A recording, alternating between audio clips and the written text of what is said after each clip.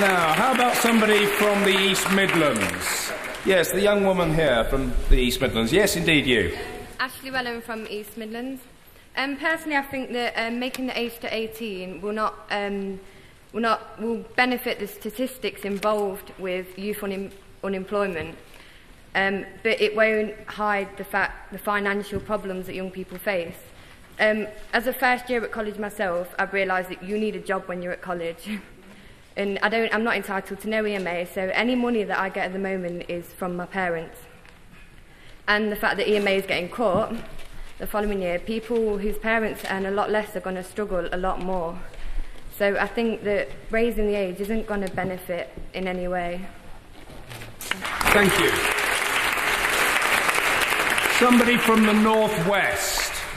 Hands up from the northwest. What about the young man there? Yes, with the check shirt. Yeah.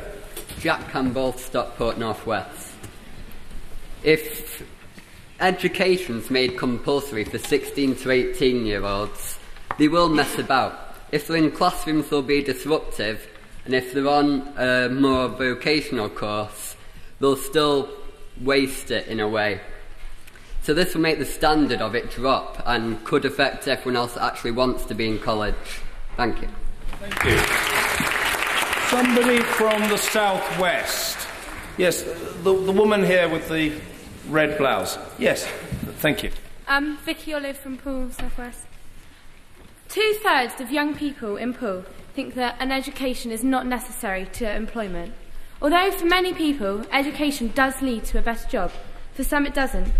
Gordon Ramsay, for example, he left school at 16.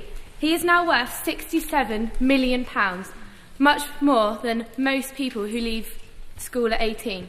What good would staying on at 18 have done to him? He could have got A-level in maths. Perhaps he could have done food technology, learned the same skills that he now has, but not as good. It wouldn't have been any good to him. And if he had have stayed in school, he would have been in a class full of people who maybe didn't want to learn, maybe disrupted the class, as people have already mentioned. And that could have ruined his life chances. And although for many young people, staying in education is essential for them, young people should be given the choice. Maybe encouraged to stay, encouraged to benefit their and improve their life chances, but not forced. Young people deserve the choice. Thank you. Someone from the northeast. Yes, what about the young man right at the back? Yes. Tom Hunter from Durham. I think, ladies and gentlemen, we're thinking too much of statistics at the moment. I think we need to remember that these are real young people that we're talking about. And we need to remember that they should have a choice. Because at the age of 16, you can decide whether or not to engage in sexual activity. You can decide whether or not you want to go and fight in the armed forces. So why at 16 can't you decide whether or not to leave education? We need to make it clear to young people what it's like out there if we're going to send them out at the age of 16. Because then, if we do change it if we do raise it to 18, then they can choose whether or not to stay. So we just need to make sure we give young people the choice, because that's the only fair thing to do. Thank you. Any further interest from Wales? Have you got any further interest from Wales? Yes, the young woman here. Thank you. Uni Betlin from Bridgend Youth Council in South Wales. Now, I think we have to acknowledge that we've got a problem now, and a lot of young people, especially in this room, will be finding that we do have this problem now, with an increase in number of young people looking to go into university. Fewer young people are leaving school at 16, like perhaps our parents' generation did. But this is a problem I think is really set to get a lot worse if we choose to raise the leaving age, compulsory age, to 18. I can see that money, which could be a substantial sum, that would be piled into an extra 2 years of compulsory education, could be spent so much more wisely on focused, structured, ordered work placements for up to the age of 16-year-olds that will not only help those who do choose to leave school at 16 to get a job and move more seamlessly into the world of work, but help those who then choose actually to stay on until 18 and go through to university to compete that much more easily, because I'm sure a lot of you here know that experience is the magic word for university at the moment. Thank you. The southeast. Who have we got from the southeast? Yes, the young woman here who's been standing several times. You. Thank you, Mr. Speaker. Melissa Camp from southeast England. I feel personally, well, I'm sure all of you have been aware of the troublemakers in the class, or people who can't wait to get their GCSEs over and done with. I've always felt and always believed that people who want to carry on with their education will do so, and not necessarily a hard A, not A-levels are hard regardless, but an academic A-level such as maths or English, or maybe going into performing arts.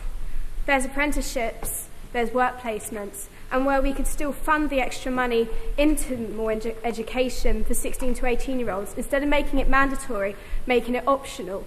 So if you do want to go on to education after your GCSEs, you know that you have the security and the support.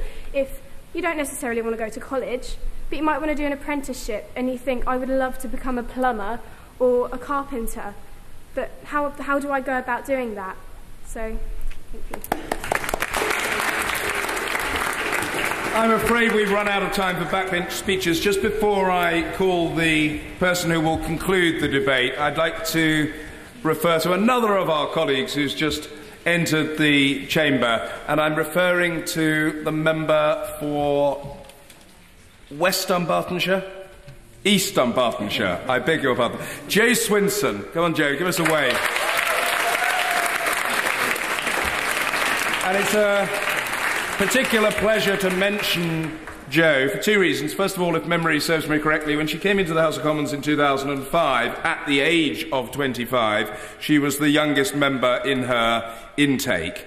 And secondly, Jo has been a champion of youth interests, youth participation, youth empowerment from the moment she set foot in the House of Commons. So it's absolutely right and proper that she should be here today, and I hope you'll take an example from her.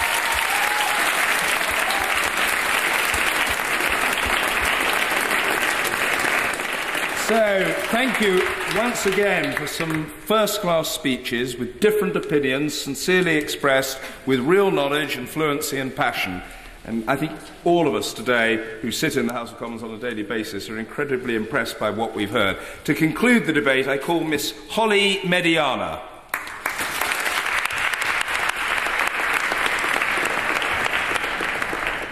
Diolch siaradwr.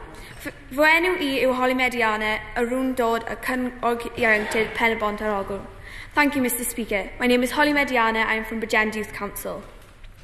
Do I hear you ask yourself what job opportunities are available to you? Should you be educated until 18? Are you competing for jobs with people more experienced and qualified than you are?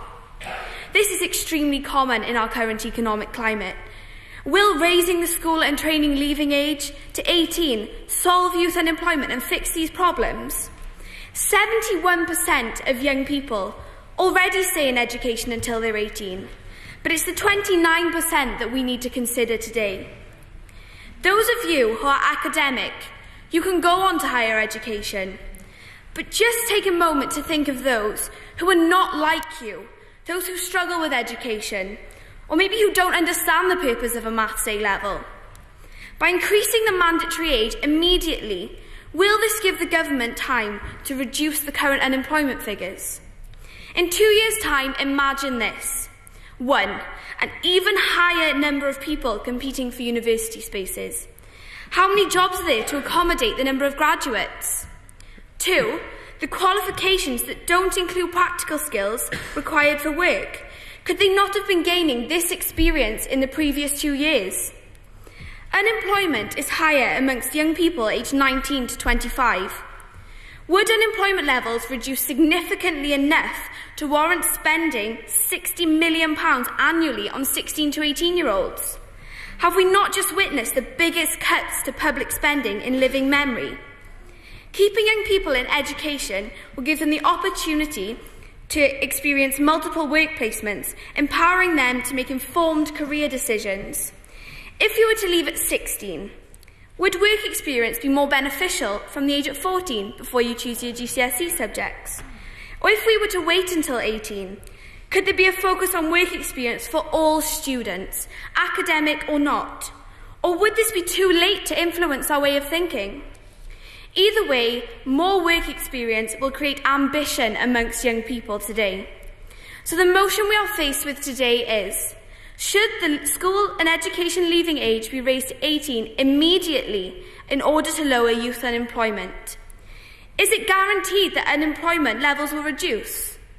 I have come here today with my long-winded speech padded out with statistics, but I sound like a politician. This is not about you and I debating in the House of Commons, although we may enjoy it. This is about young people's lives, those in university and those on street corners. Jobs are vital to create self-esteem, confidence, optimism, and a positive approach to life in general. There are two simple sides to this: yes or no.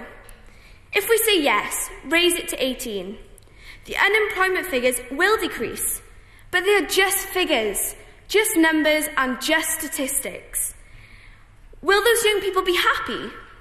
Will they be getting the education that they need? And is it affordable? Uniform costs, equipment, school dinners? Are they going to be given more opportunities for work experience? And will they feel more prepared for the working world? The other side is to stay at 16. Unemployment figures, no, they will not alter. But young people, they will have a choice, just as United Nations Conventions on the Rights of the Child states that we should have. Will young people be happier? Do they know what they want at 16? Is it stereotypical of us to ask, are they bored, hanging around on street corners, committing crime, or is this just reality? Bearing in mind that those are the young people that will be competing for jobs with university graduates. Remember that 29%.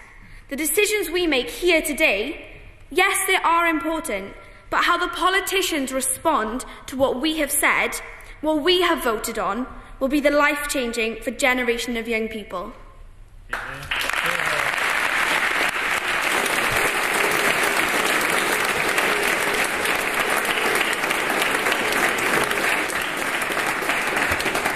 Thank you, Holly, for rounding off in such style. That concludes the morning session of our sitting. The Youth Parliament will now adjourn until 1:30 p.m, and I invite everyone to return in a moment to Westminster Hall for lunch. However, because we started late, we are a little behind schedule, and lunch will have to be truncated somewhat. And can I just therefore emphasise to people to be back for 1:30 when we must start our afternoon session. You do need to start be coming back from Westminster Hall at 1:15. So a very brief lunch, and then we will continue. Thank you. You've acquitted yourselves with great distinction.